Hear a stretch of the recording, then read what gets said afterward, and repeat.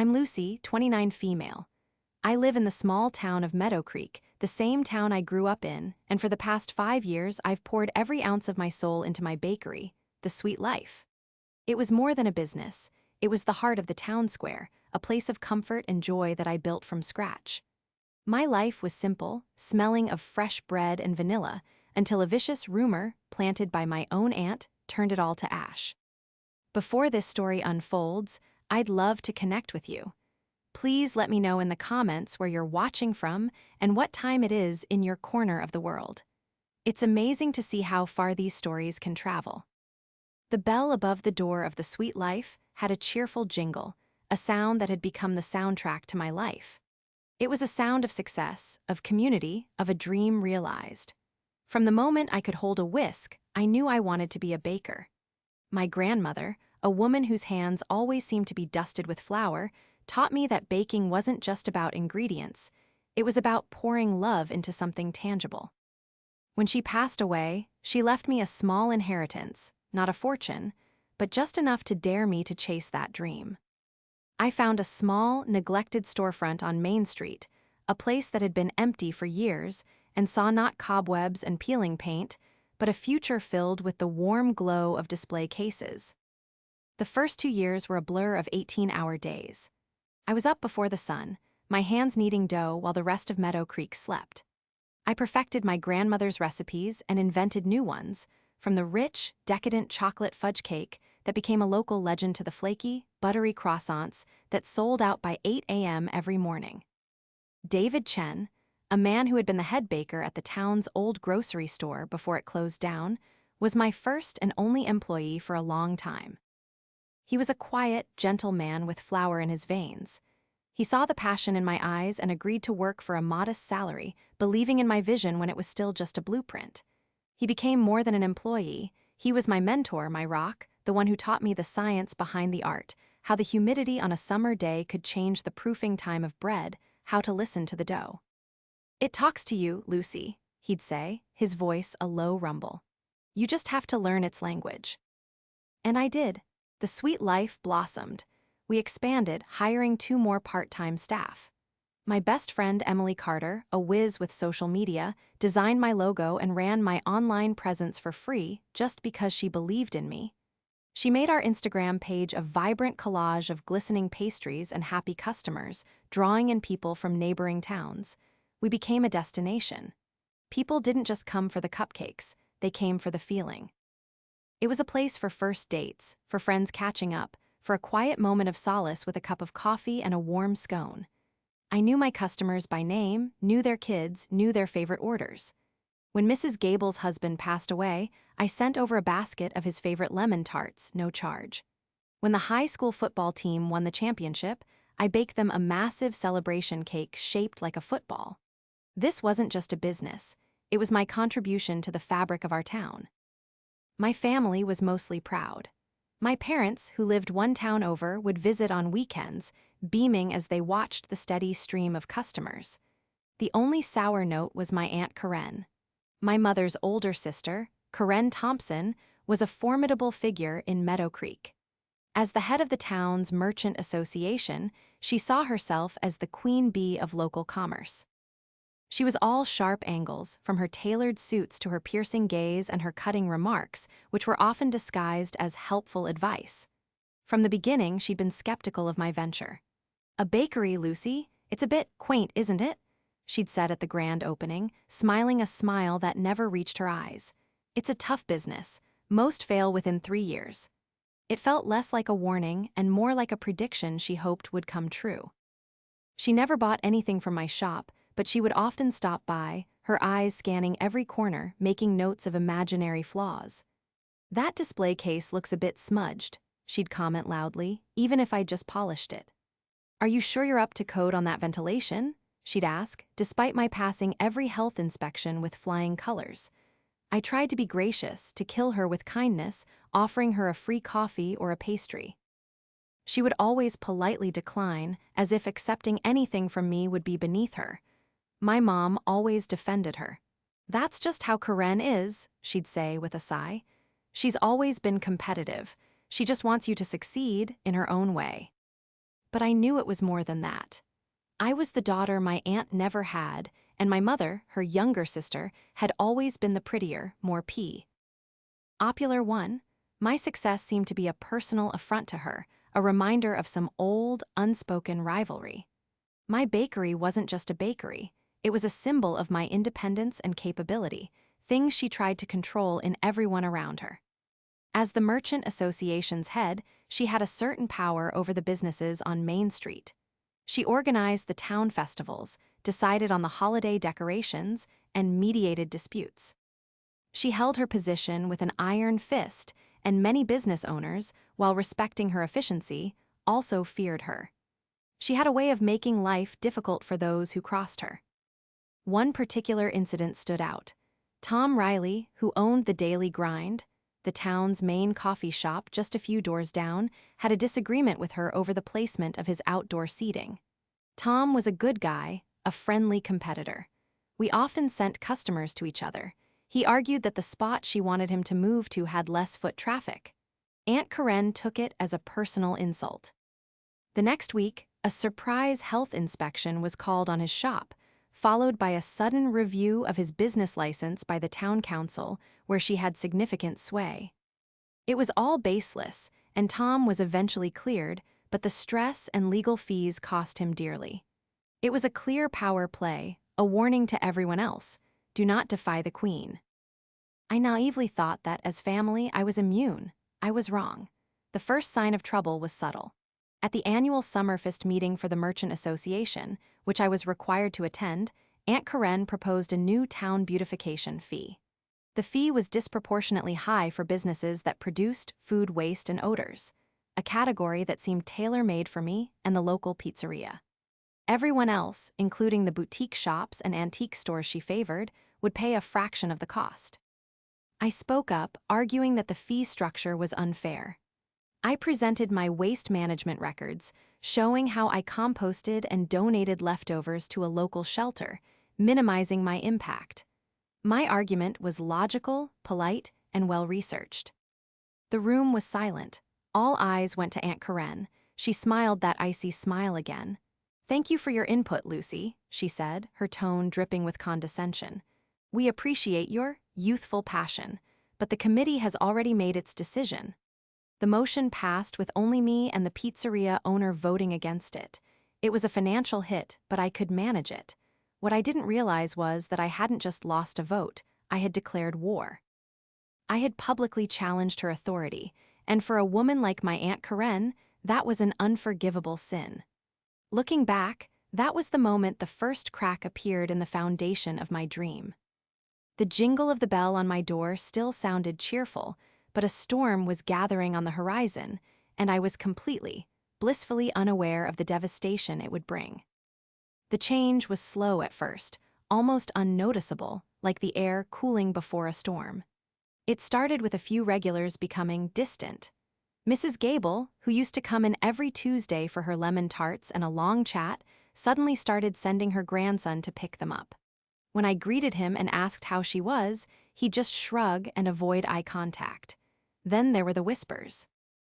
I'd be behind the counter, boxing up an order, and I'd catch snippets of conversation from the tables near the door. A hushed word here, a sideways glance there. At first, I dismissed it as small-town gossip, something I'd learned to ignore. People in Meadow Creek loved to talk, and as a central hub, the sweet life was often where they did it. But the feeling of being watched, of being judged, grew stronger. A mother who was a regular, buying cupcakes for her son's class every month, abruptly stopped. When I saw her in the grocery store and gave her a friendly wave, she turned her cart and hurried down another aisle as if she hadn't seen me. The confusion was a knot in my stomach. What had I done? Had I offended someone? Was there a problem with my products? I doubled down on quality control, tasting every batch, ensuring every pastry was perfect. I asked my staff if they'd noticed anything, if any customers had complained. They were just as baffled as I was. "Everything's fine, Lucy," David assured me, his brow furrowed with concern. "The bread has never been better." Then the first online review appeared. It was on the town's community forum, a place usually reserved for announcing yard sales or complaining about potholes. The post was anonymous, titled A Warning About the Sweet Life Bakery. It was cunningly written, filled with vague accusations and feigned concern. The author claimed to be a worried citizen who had heard disturbing things about my bakery's hygiene standards. They didn't offer any proof, just rumors of a pest problem and corners being cut with ingredients. They mentioned a recent illness of a child in town and vaguely implied a connection to my bakery, all while carefully avoiding a direct, libelous statement. It was poison wrapped in a pretty bow of civic duty. My heart pounded in my chest as I read it. A pest problem? I had a spotless record with the health department. My kitchen was deep cleaned every single night. I used only the highest quality ingredients, many sourced from local farms. It was a complete fabrication. Emily saw the post and was immediately on the offensive. "This is slander, Lucy. We have to fight this." She posted a public response, inviting anyone with concerns to come and tour our kitchen, showing photos of our pristine facilities and glowing health inspection reports. For a day or two, it seemed to work. A few loyal customers posted messages of support. But the seed of doubt had been planted. In a small town, a rumor is like a virus. It spreads fast and is nearly impossible to contain. My Aunt Karen was the first to water that seed. I heard from another shop owner that at the next Merchant Association coffee morning, Karen had brought up the anonymous post with a heavy heart. She told the gathered business owners that while she hoped for the best for her niece, she had personally noticed a decline in the bakery's standards. "It's such a shame," she reportedly said, shaking her head sadly. "She's a sweet girl, but perhaps a bit in over her head running a business. I do worry about public safety." That was the kill shot. Coming from the head of the Merchant Association, her concern was treated as fact. It gave the anonymous rumor a powerful stamp of credibility. The whisper became a roar. Now, the whispers in the shop weren't so quiet. I overheard a woman telling her friend she wouldn't even let her kids have the free samples. "You just don't know what's in them," she said, loud enough for me to hear. The bell on the door jingled less and less. The morning rush, once a frantic, happy dance of serving coffee and croissants, slowed to a crawl. The afternoon lull became a gaping, silent void. We were throwing out trays of unsold pastries at the end of each day, beautiful creations that represented hours of work and expensive ingredients. It felt like throwing away pieces of my heart. The financial strain started to mount almost immediately. My revenue dropped by 30% in the first week, then 50% the next. I had to cut my part-time staff's hours, a conversation that left me physically ill. These were college kids, good kids who relied on that income. David, loyal to a fault, offered to take a pay cut. "We'll get through this, Lucy," he said, but the worry in his eyes mirrored my own. I couldn't bring myself to accept his offer. He had a family to support. Instead, I stopped paying myself. I poured my personal savings into the business just to keep the lights on and the suppliers paid. The most painful part was the social isolation. People I'd known my whole life, people who had celebrated my successes with me, now crossed the street to avoid me. Their smiles were replaced with looks of pity or suspicion. Meadow Creek, the town that had once felt like a warm embrace, now felt like a prison. The whispers followed me everywhere, to the post office, the grocery store, the gas station. I felt like I was wearing a scarlet letter. I tried to confront it head-on. I'd ask people, "Is there something wrong? If I've done something, please tell me." But no one would. They'd just stammer, "Oh no, nothing, we're just busy." It was a wall of polite avoidance that was more maddening than open hostility. My aunt, of course, was the picture of sympathy. She called me one evening, her voice oozing with fake concern. "Lucy, darling, I heard business has been slow. I'm so worried about you. Is there anything I can do?" I wanted to scream at her to accuse her, but I had no concrete proof. It was her word against an anonymous post and a cloud of gossip she had expertly cultivated. All I could say was a choked, "We're fine, Aunt Karen, just a slow month." "Well, if you ever need advice, you know where to find me," she'd replied, a hint of triumph in her voice. Running a business isn't for everyone. The call ended, and I sat in the dark, the silence of my empty apartment deafening. The poisonous whisper had done its job. It had isolated me, bled me dry, and was slowly strangling the life out of the one thing I loved most. The end came faster than I could have ever imagined. The slow bleed of customers turned into a hemorrhage. In 2 short months, the sweet life went from a thriving hub of the community to a ghost town. The vibrant, happy atmosphere was replaced by a heavy silence, broken only by the hum of the refrigerators. I'd stand behind the counter for hours, watching the people of Meadow Creek walk past my window, their gazes deliberately averted, on their way to the chain coffee shop that had opened a year ago on the edge of town, a place they used to shun in favor of supporting local. Now, it seemed any place was better than mine. My savings were completely gone. I had maxed out my credit cards trying to cover payroll and inventory.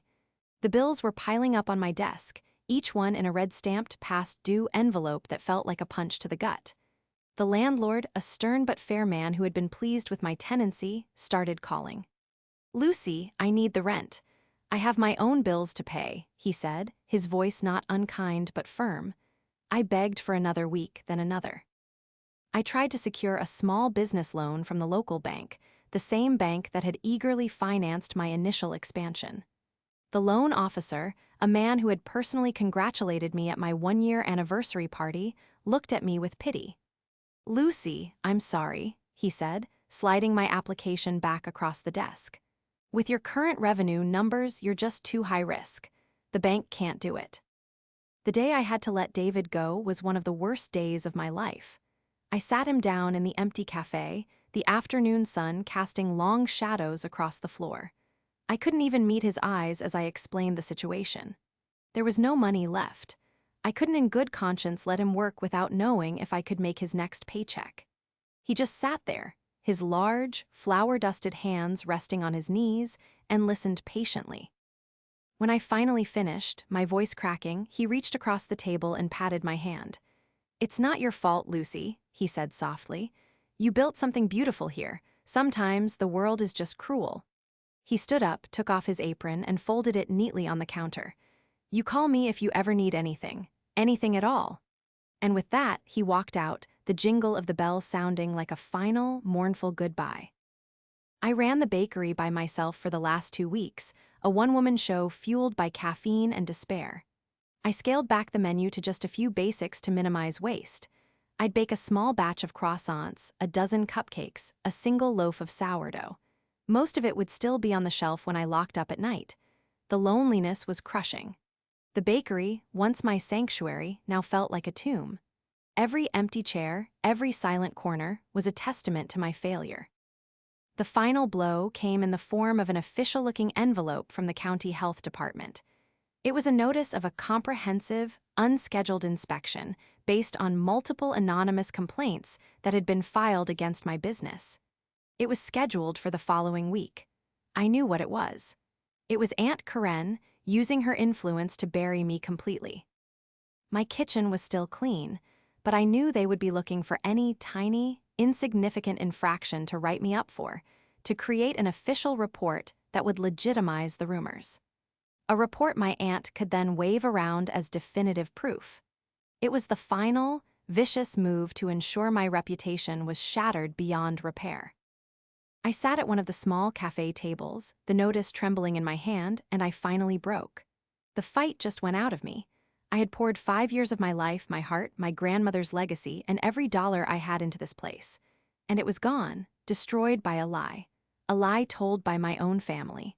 I looked around at the cheerful yellow walls, the beautiful display cases I had painstakingly sourced, the quaint little tables Emily had helped me paint. This wasn't just a business, it was me. That night, I did the math. There was no way forward. I was tens of thousands of dollars in debt, with no income and a reputation that was in tatters in the only town I called home. To continue would be to sink further into a financial hole I might never climb out of. With a heavy, broken heart, I made the decision. The next morning, I didn't turn on the ovens. I didn't unlock the front door. Instead, I took a piece of paper and a black marker and wrote 2 words: permanently closed. I taped it to the inside of the glass door and walked away without looking back, the silence behind me more deafening than any noise. The walls of my dream hadn't just cracked, they had completely crumbled, and I was buried in the rubble. The weeks following the closure of The Sweet Life were a gray, featureless fog. I barely left my small apartment above the now-empty storefront. The silence was a constant reminder of what I had lost. The cheerful morning sounds of the town square were replaced by a dull ache in my chest. I spent my days dealing with the painful logistics of dismantling a dream, calling suppliers to cancel standing orders, negotiating with the bank over my defaulted loans, and selling off my beloved equipment for pennies on the dollar. Every mixer and baking sheet I sold felt like giving away a piece of myself. Emily was my lifeline. She came over every day, often just sitting with me in silence, bringing groceries I couldn't afford and making sure I ate. She was furious on my behalf, a ball of protective energy. "We can't let her get away with this, Lou." "Sigh," she'd say, pacing my living room. "There has to be a way to prove what she did." But I was too broken to even think about fighting back. What proof did we have? It was all whispers and anonymous posts. Aunt Karen had been too smart, too careful. She had built a fortress of plausible deniability around herself. My family's reaction was disappointingly predictable. My mother called, full of a hollow, misplaced sympathy that was clearly colored by what Karen had told her. "Oh, honey, I'm so sorry it didn't work out," she said. "Karen told me she tried to warn you how tough the restaurant business is. Maybe you can get a nice, stable office job now." The implication was clear. I had failed, and my aunt had been right all along. When I tried to explain that Karen was the source of the rumors, my mother became defensive. "Lucy, don't say that. Your aunt would never do something like that. She loves you. You're just upset and looking for someone to blame." The conversation ended with a chasm between us, her unwilling to believe her own sister could be so cruel. My redemption began not with a bang, but with a quiet knock on my door. I opened it to find Tom Riley, the owner of the Daily Grind, standing there awkwardly, holding a tray with 2 coffees. "Figured you might need this," he said, offering a small, sympathetic smile. I hadn't spoken to him much since my business went under, too ashamed to face another local business owner. I let him in, and we sat at my small kitchen table. "I know what happened, Lucy," he said after a few moments of silence. "Or at least, I have a pretty good idea. Your Aunt Karen, she did the same thing to me a year ago, not with rumors, but with red tape. She tried to bury me in fines and inspections because I wouldn't move my patio tables." He took a sip of his coffee. "She doesn't like it when people stand up to her. You challenged her at that merchant association meeting, didn't you? About that ridiculous fee." I nodded, surprised he remembered. "That's when you got on her list," he said, his eyes hard. "In this town, her list is a death sentence for a small business." He told me how, after his own run-in with her, he'd started paying closer attention. He heard the whispers about my bakery, but unlike everyone else, he knew where they were likely coming from. "She's careful," Tom explained. "She never says anything directly. She just plants the seed. She'll say something to a known gossip like Martha from the quilt shop, something like, 'I'm so worried about the standards at my niece's bakery,' and then lets them do the dirty work for her. It spreads like wildfire, and her hands look clean." For the first time in weeks, a flicker of something other than despair ignited inside me. It was anger, a hot, clarifying anger. Tom's story was the first piece of external validation I'd had. I wasn't crazy. I wasn't just looking for someone to blame. This was real. "What can I do?" I asked, my voice barely a whisper. "She's destroyed me." "Alone, not much," Tom admitted. "But she's made more enemies than just you and me." He then told me about David, my David. After I had to let him go, he had tried to find work at other bakeries in neighboring towns. But his association with the Sweet Life followed him. The rumors had spread, and no one wanted to hire a baker from a supposedly unhygienic shop. He was a master baker with 40 years of experience, and he was struggling to find work, all because of Karen's lie. A plan began to form in my mind, blurry at first, but slowly coming into focus. I needed more than just a suspicion. I needed proof. I needed allies. My first call was to David. I met him at his house, and he looked tired, the spark gone from his eyes. When I told him my suspicions about my aunt and what Tom had told me, he just nodded slowly. I had a feeling, he said. That woman always had it out for you. He then told me something crucial. The day after the anonymous post went up, David had seen my Aunt Karen having a long, hushed lunch with Martha from the quilt shop. Martha was the town's biggest gossip. An hour after that lunch, Martha was in the bakery, asking pointed questions about our suppliers and making a show of inspecting the corners for dust. At the time, David thought it was odd, but now it clicked into place. It was the delivery system for the poison. My alliance was small, but it was solid. Me, the ruined owner, Emily, the loyal, tech-savvy friend, Tom, the fellow victim who knew the enemy's tactics, and David, the collateral damage with a key piece of eyewitness information. We met in my apartment, the air thick with purpose. Emily's mind was already racing. "It's not enough to know she did it," she said, her fingers flying across her laptop keyboard. "We have to prove it, and we have to do it in a way she can't wriggle out of. We need to catch her in her own words." The fog of my depression was finally lifting, replaced by a cold, hard resolve. My aunt had taken my dream, my reputation, and my livelihood. She had hurt good people like David.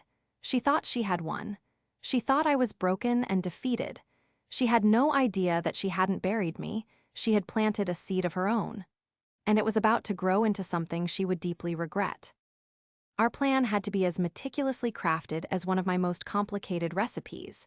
Aunt Karen was smart, politically savvy, and always 2 steps ahead. A direct confrontation would be useless. She'd deny everything and paint me as a bitter, failed business owner. We couldn't use legal channels, as we had no hard evidence, only hearsay and circumstantial connections. Our only option was to beat her at her own game, the game of public opinion. We had to expose her not through force, but with finesse. The annual Meadow Creek Founders' Day Festival was in 3 weeks. It was the biggest town event of the year, organized and presided over by none other than my aunt in her capacity as head of the Merchant Association. She would give a big speech on the town square stage, presenting the Business of the Year award. It was her moment to shine, to be the benevolent queen of Main Street. It was the perfect stage for her public unmasking. Our plan had 3 phases. Phase 1, the bait. We needed to get Karen to admit what she'd done, or at least to reveal her malicious intent, and we needed to record it. This was the most difficult part. Emily suggested a direct approach, a sting operation. I would have to be the bait. I called my mother and put on the performance of a lifetime. I cried, telling her she was right, that I was in over my head, and that I had been wrong to blame Aunt Karen. I told her I was desperate and needed Karen's advice on how to handle my massive debt. I asked if she could convince Karen to meet me, to offer her expertise. My mom, relieved that I was seeing sense, eagerly agreed to broker the meeting.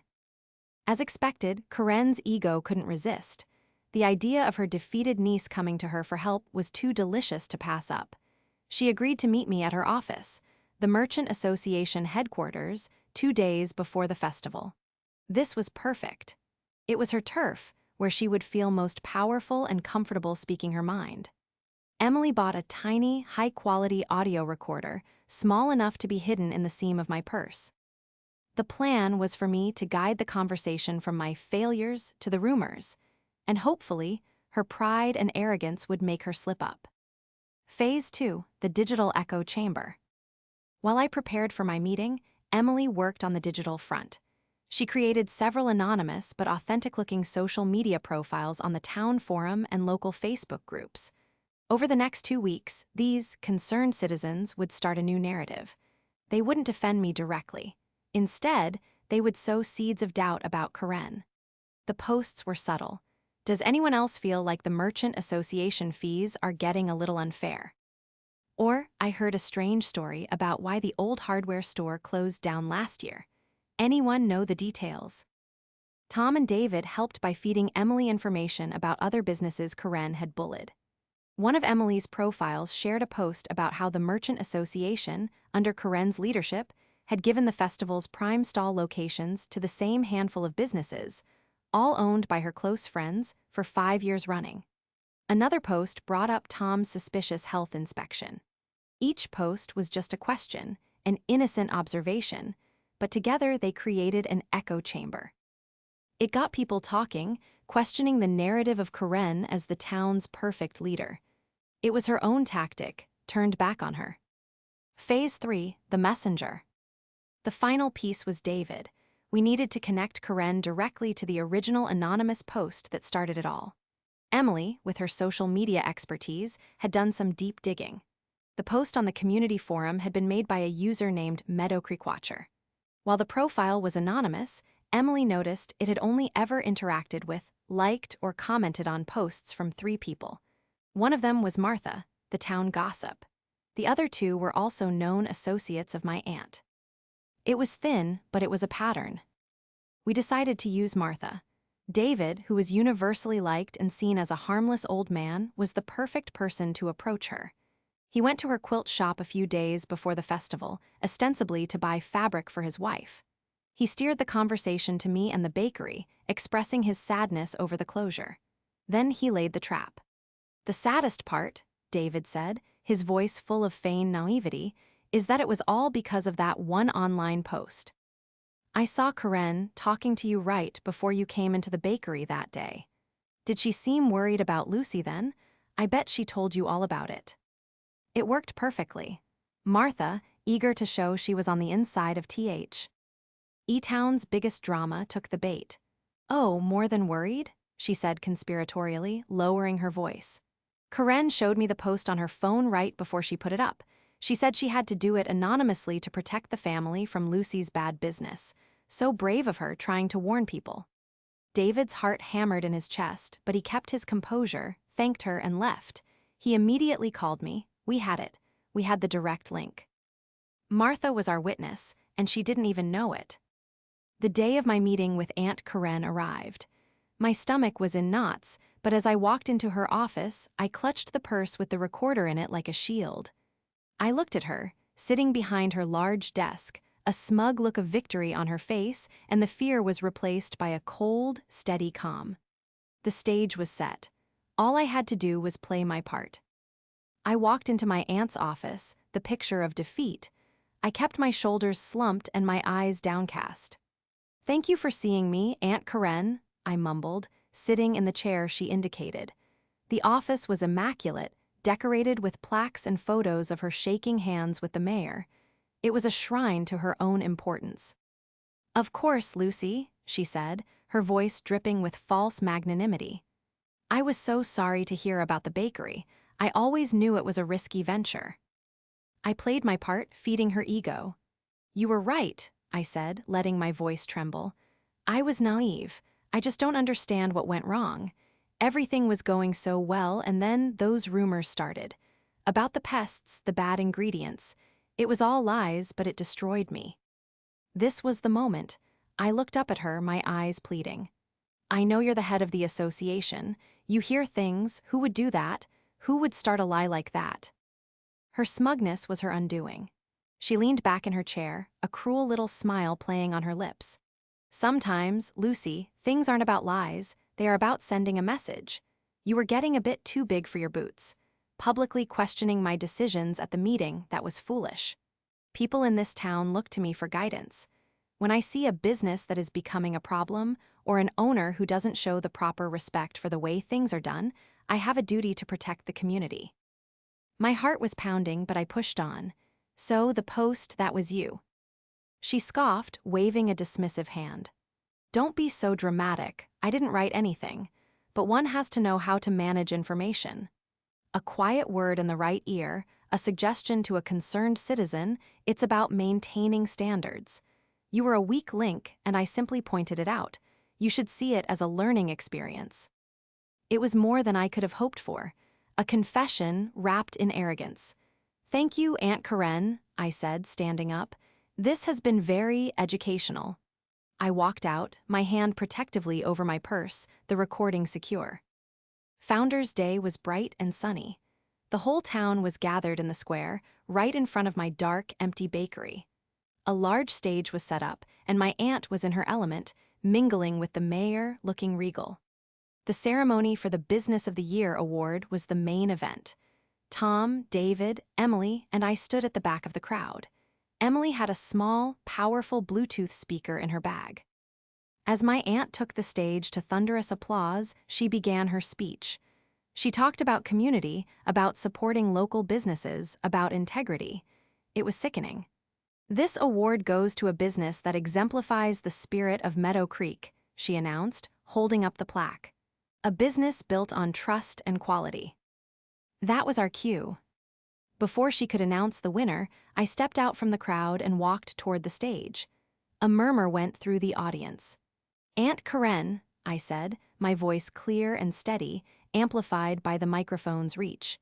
"Before you talk about trust, I think there's something the people of Meadow Creek deserve to hear." She looked flustered, her face clouding with fury. "Lucy, this is highly inappropriate. Get off the stage." "I will," I said. "But first, let's hear about your learning experiences." On cue, Emily turned on the speaker. My voice, small and trembling, filled the square, followed by my aunt's cold, condescending tones from the recording. "You were getting a bit too big for your boots. An owner who doesn't show the proper respect. I have a duty to protect the community. You were a weak link, and I simply pointed it out." The crowd fell into a stunned, absolute silence. You could hear every cruel, self-important word. My aunt's face went from red to ghost white. She opened her mouth, but no sound came out. I wasn't finished. That was my Aunt Karen, explaining why she felt it was her duty to destroy my business with a rumor she orchestrated. I then looked out into the crowd and saw Martha from the quilt shop, looking horrified. And she started that room. R through a post written by the user Meadow Creek Watcher, which she proudly showed to Martha after lunch one day. Martha's face crumpled. All eyes turned to her, and she could only nod, tears welling in her eyes. The crowd erupted. It was a wave of outrage, of people realizing they had been manipulated, turned against one of their own by a vindictive woman's lies. The mayor, who was on stage with her, took a slow step away from her, his expression one of pure shock. Tom Riley stepped forward. "She tried to do the same to my coffee shop a year ago," he shouted from the crowd. Others began to chime in, people who had been bullied or pushed around by her. The fortress she had built around herself for years crumbled in a matter of minutes. My aunt stood frozen on the stage, her mask of civic pride shattered, revealing the ugly, bitter person beneath. She stared at me, her eyes filled with a hatred so pure it was chilling. Without another word, she turned and fled the stage, pushing through the stunned crowd as a chorus of boos and shouts of shame followed her. The unmasking was complete. It wasn't loud or violent. It was quiet, damning, and absolute. She had been tried and convicted in the court of public opinion, the very court she had used as her weapon. The aftermath of Founders' Day was swift and decisive. Aunt Karen's downfall was spectacular. The town council called an emergency meeting the next day and demanded her resignation from the Merchant Association, which she gave without a fight. She became a pariah in the town she had once ruled. People who had once clamored for her attention now crossed the street to avoid her. Her friends abandoned her. Within a month, a "for sale" sign appeared on her lawn. I heard through my mother that she and my uncle were moving away, unable to bear the shame. My mother called me, weeping. She apologized profusely, ashamed of her blindness and for not believing me. It was a difficult conversation, but it was the beginning of healing a rift I thought might be permanent. Our relationship wouldn't be the same overnight, but the foundation of truth was there to rebuild upon.